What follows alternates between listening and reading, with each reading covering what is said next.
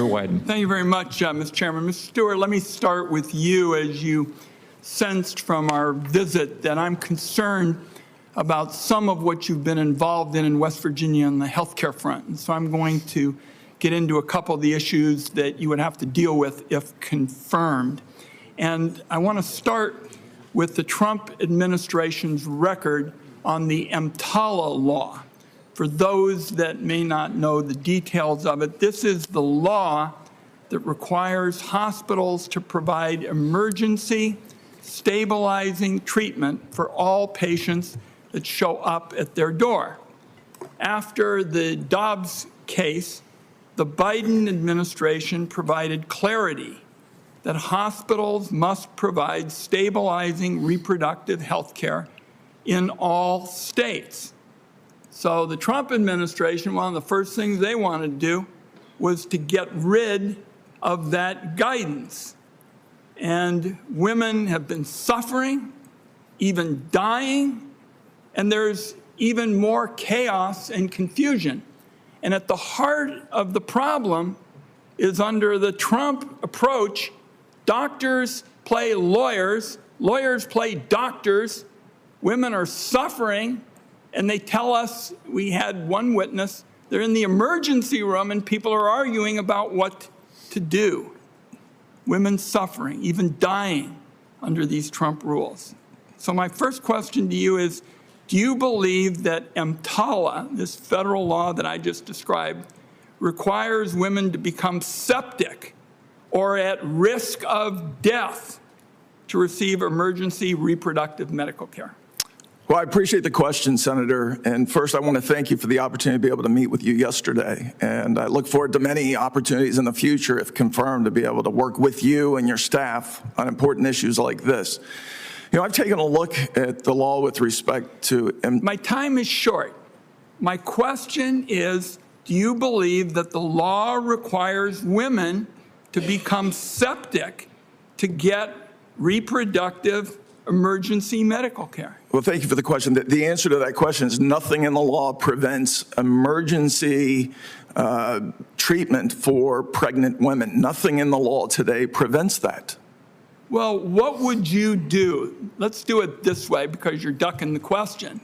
But what would you do to make sure that hospitals comply with this law that I just read to you? You get this job. What would you do to make sure that hospitals comply with the law that I just read you? Well, I encourage everyone to follow the law. That's been my career. And as general counsel, if confirmed... That's not the question. You'd be walking into a situation where in hospitals, there's so much chaos and so much confusion. Women get hurt.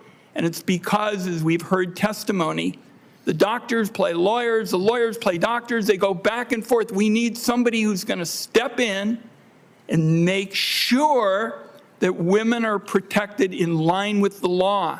And I've asked you 2 questions already, and I'd really like to know, if you get confirmed, what are you going to do to step in and deal with this confusion and chaos about the law that's hurting women? Well, my answer is that I'm a lawyer, not a doctor, but I will provide guidance with respect to the law. I believe the law is clear.